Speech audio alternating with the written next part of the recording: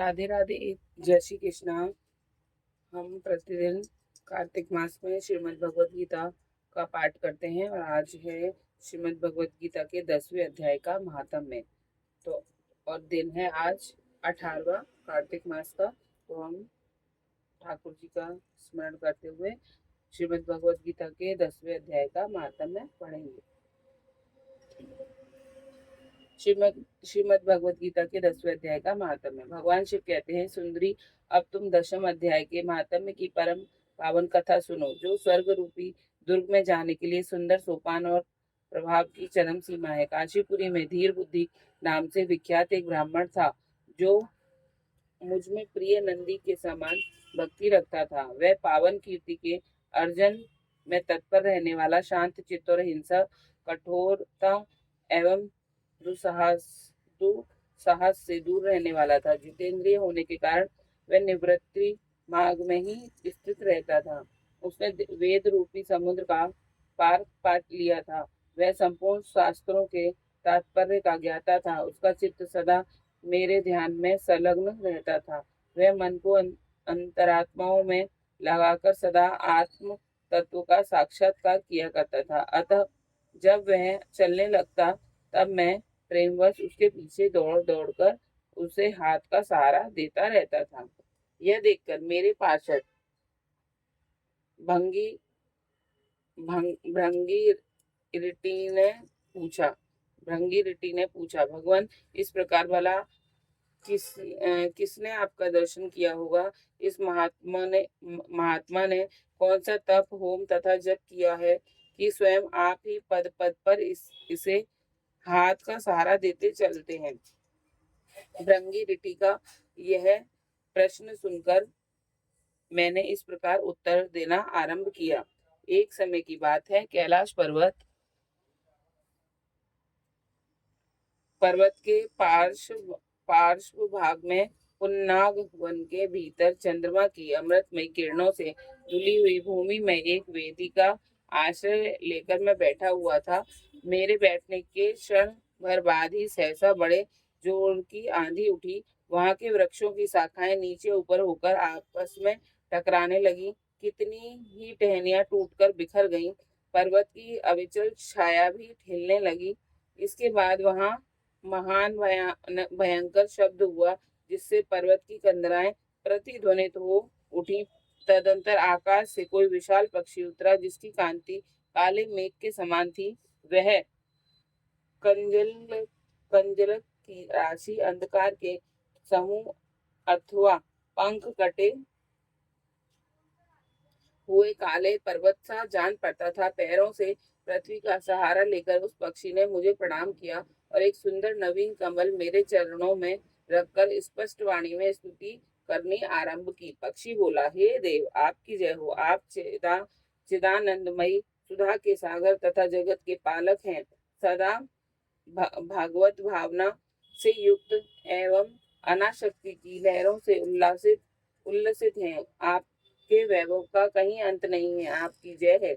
अद्वैत वासनाओं से परिपूर्ण बुद्धि के द्वारा आप त्रिविध मलों से रहित हैं। आप जितेंद्रिय भक्तों के अधीन रहते हैं तथा ध्यान में आपके स्वरूप का साक्षात्कार होता है। आप अविद्या में उपाधि से रहित, नित्य मुक्त, निराकार, निरामय, असीम, अहंकार शून्य, आवरण रहित और निर्गुण है। आपके चरण कमल शरणागत भक्तों की रक्षा करने में प्रवीण है।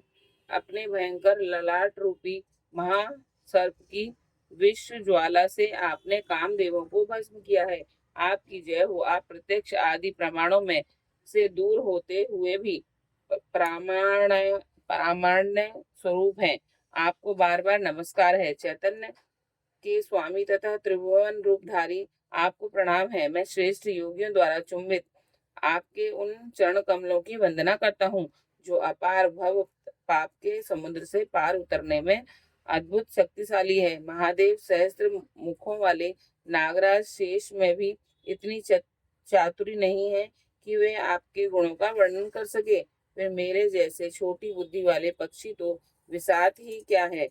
इस पक्षी के द्वारा किए हुए इस स्तोत्र को सुनकर मैंने उससे पूछा, विहंगम, तुम कौन हो और कहाँ से आए हो? तुम्हारी आकृति तो हंस जैसी है, मगर रंग कौए का मिला है। तुम जिस प्रयोजन को लेकर यहाँ आए हो उसे बताओ। पक्षी बोला, देवेश, मुझे ब्रह्मा जी का हंस जानिए। धुर्जटे, जिस कर्म से मेरे शरीर में इस समय कालिमा आ गई है उसे सुनिए। प्रभु, यद्यपि आप सर्वज्ञ हैं, अतः आपसे कोई भी बात छिपी नहीं है, तथापि आप यदि आप पूछते हैं तो बतलाता हूँ। सौराष्ट्र सूरत नगर के पास एक सुंदर सरोवर है जिसमें कमल लहराते लहलहाते रहते हैं। उसी में से बाल चंद्रमा के टुकड़े जैसे श्वेत मृणालों के ग्रास लेकर मैं बड़ी तीव्र गति से आकाश में उड़ रहा था। उड़ते उड़ते सहसा वहां से पृथ्वी पर गिर पड़ा। जब होश में आया तब अपने गिरने का कोई कारण ना देख सका तो मन ही मन सोचने लगा, ओहो, यह मुझ पर क्या आ पड़ा। आज मेरा पतन कैसे हो गया। पके हुए कपूर के समान मेरे श्वेत शरीर में यह कालिमा कैसे आ गई। इस प्रकार विस्मित होकर मैं अभी विचार ही कर रहा था कि उस ओखरे के कमलों में से मुझे एक वाणी सुनाई दी, हंस उठो, मैं तुम्हारे गिरने और काले होने का कारण बताती हूँ। तब मैं उठकर सरोवर के बीच में गया और वहां 5 कमलों से युक्त एक सुंदर कमलिनी को देखा। उसको प्रणाम करके मैंने प्रदक्षिणा की और अपने पतन का सारा कारण पूछा। कमलिनी बोली, कल हंस तुम आकाश मार्ग से मुझे लांग कर गए हो।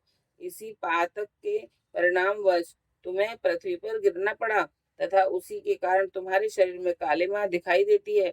तुम्हें गिरा देख मैंने मेरे हृदय में दया भर आई और जब मैं इस माध्यम कमल के द्वारा बोलने लगी हूँ, इस समय मेरे मुख से निकली हुई सुगंध को सुनकर 60,000 बाबरे स्वर्ग लोक को प्राप्त हो गए हैं। पक्षीराज, जिस कारण मुझ में इतना वैभव ऐसा प्रभाव आया है उसे बतलाती हूँ, सुनो। इस जन्म से पहले तीसरे जन्म में मैं इस पृथ्वी पर एक ब्राह्मण की कन्या रूप से उत्पन्न हुई थी। उस समय मेरा नाम सरोज वदना था। मैं गुरुजनों की सेवा करती हुई सदा एकमात्र पातिव्रत के पालन में तत्पर रहती थी। एक दिन की बात है, एक मैना को पढ़ा रही थी। इससे पति सेवा में कुछ विलंब हो गया। इससे पति देवता कुपित हो गए और उन्होंने श्राप दिया, पापिनी तू मैना हो जा। मरने के बाद यद्यपि मैं मैना ही हुई, तथापि पातिव्रत के प्रसाद से मुनियों के ही घर में मुझे आश्रय मिला। किसी मुनि कन्या ने मेरा पालन पोषण किया। मैं जिनके घर में थी वह ब्राह्मण प्रतिदिन प्रातःकाल विभूति योग नाम से प्रसिद्ध गीता के 10वें अध्याय का पाठ करते थे और मैं उस पापहारी अध्याय को सुना करती थी। विहंगम काल आने पर मैं मैना का शरीर छोड़कर दशम अध्याय के महात्म्य से स्वर्ग लोक में अप्सरा हुई। मेरा नाम पद्मावती हुआ और मैं पद्मा की प्यारी सखी हो गई। एक दिन मैं विमान से आकाश से विचर रही थी। उस समय सुंदर कमल से सुशोभित इस रमणीय सरोवर पर मेरी दृष्टि पड़ी और उसमें उतरकर ज्यों ही मैंने जल क्रीड़ा आरंभ की, त्यों ही दुर्वासा मुनि आ धमके। उन्होंने वस्त्रहीन अवस्था में मुझे देख लिया। उनके भय से मैंने स्वयं ही एक कमलिनी का रूप धारण कर लिया। मेरे दोनों पैर 2 कमल हुए, दोनों हाथ भी 2 कमल हो गए और शेष अंगों के साथ मेरा मुख भी एक कमल हो गया हुआ। इस प्रकार मैं 5 कमलों से युक्त हुई। मुनिवर दुर्वासा ने मुझे देखा।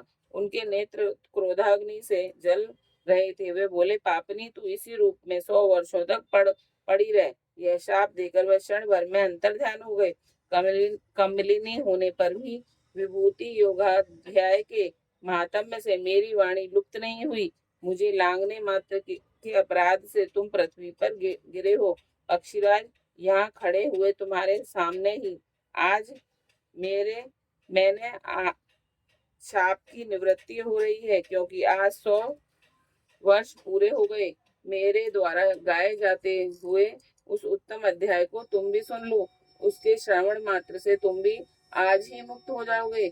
यह कहकर पद्मिनी ने स्पष्ट एवं सुंदर वाणी में 10वें अध्याय का पाठ किया। वह मुक्त हो गई। उसे सुनने के बाद उसी के दिए हुए उस उत्तम कमल को लाकर मैंने आपको अर्पण किया है। इतनी कथा सुनाकर उस पक्षी ने अपना शरीर त्याग दिया। यह एक अद्भुत सी घटना हुई। वही पक्षी अब 10वें अध्याय के प्रभाव से ब्राह्मण कुल में उत्पन्न हुआ। जन्म से ही अभ्यास होने के कारण शैशवावस्था से ही इसके मुख से सदा गीता के 10वें अध्याय का उच्चारण हुआ करता था। 10वें अध्याय के अर्थ चिंतन का यह परिणाम हुआ कि यह सब भूतों में स्थित शंख चक्रधारी भगवान विष्णु का सदा ही दर्शन करता रहता है।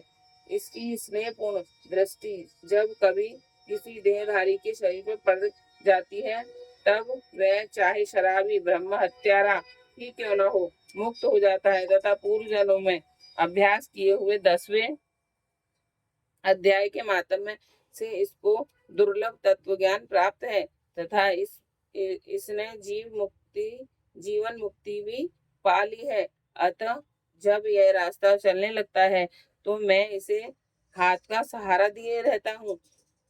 भृंगी रिटे, यह सब 10वें अध्याय की ही महामहिमा है।